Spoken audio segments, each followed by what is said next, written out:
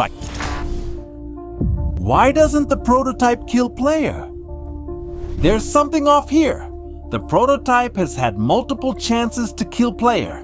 It sees you, follows you, and knows exactly where you are. But still it doesn't do it.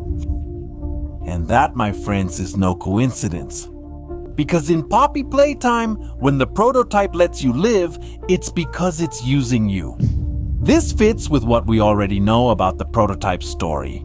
By the way, if you haven't seen the video where we explain it to you, we'll leave it for you in this card. In short, the prototype doesn't destroy for no reason. He collects parts from other experiments, makes use of the remains, and uses everything that is useful to him. So, is he doing the same with player? It's not that the prototype can't kill player, it's that it doesn't benefit him. Because if he eliminates player, he loses a tool. But if he lets him continue, he gets everything he needs, without exposing himself. And this is where we get to the worst part, because maybe he wants to turn player into just another experiment. That's why he threw him into Poppy's gel without killing him outright, to prepare him and start the surgery. Why is everything in the factory still working? There's something nobody stops to think about. After all these years, the factory is still running. And it even seems like all its systems are still getting proper maintenance. And that doesn't happen just by some simple magic. An abandoned factory doesn't stay like that on its own. So the most obvious thing is that someone or something is keeping it in optimal condition. But who? We have a possible answer: the prototype. The prototype not only survives inside the factory, he uses it and often moves through it. He understands it better than anyone. And if he depends on that place to exist, then it's not in his best interest for it to collapse.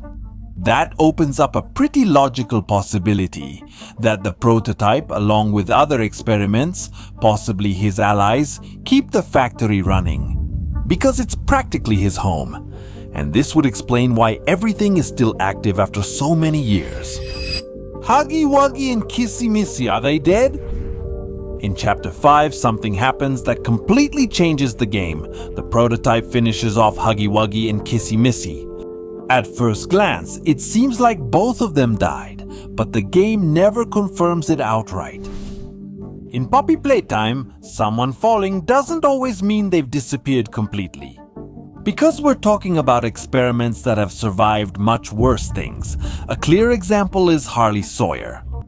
We thought we were done with him, but he stayed alive. And since we're talking about very beloved characters, and Huggy Wuggy is almost the face of Poppy Playtime, I think they haven't died yet.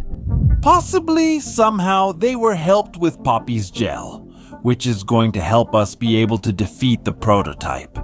What does the prototype want with Poppy? There's something here that doesn't fit with the idea that the prototype is just a monster, because if that were really the case, Poppy would already be dead, but she's not.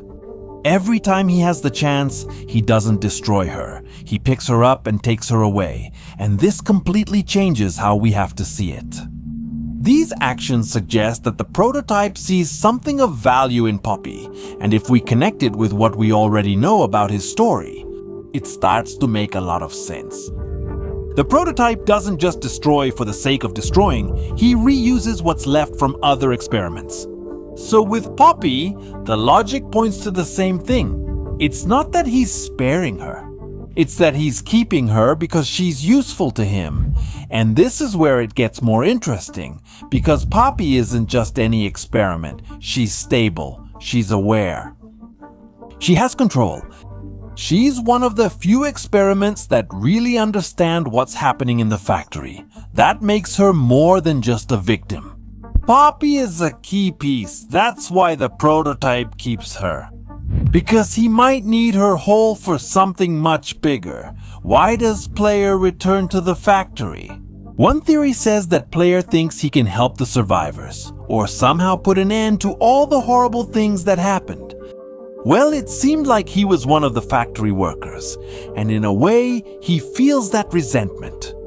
And this seems to be very true. Because going back to the factory isn't normal, and that means Player isn't just anyone. He has something very important in this story that he still hasn't managed to solve. Who really is Player?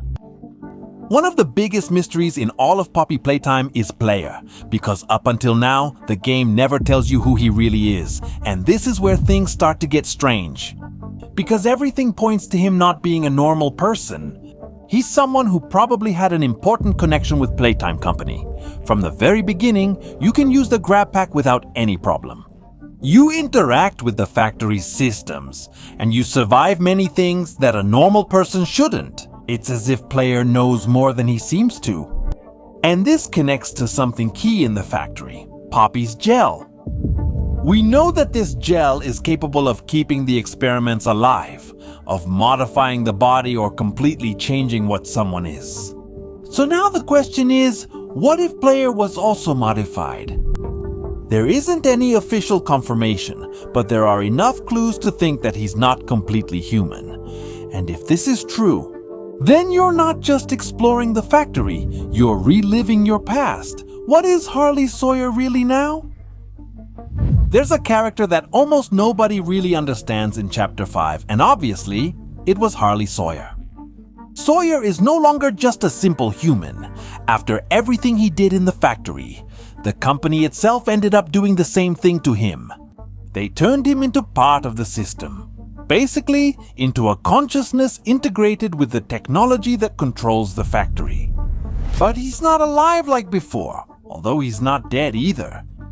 And this raises a very interesting question. If he's inside the system, how much does he really control? Because if you think about it, the factory doesn't just run by itself for no reason.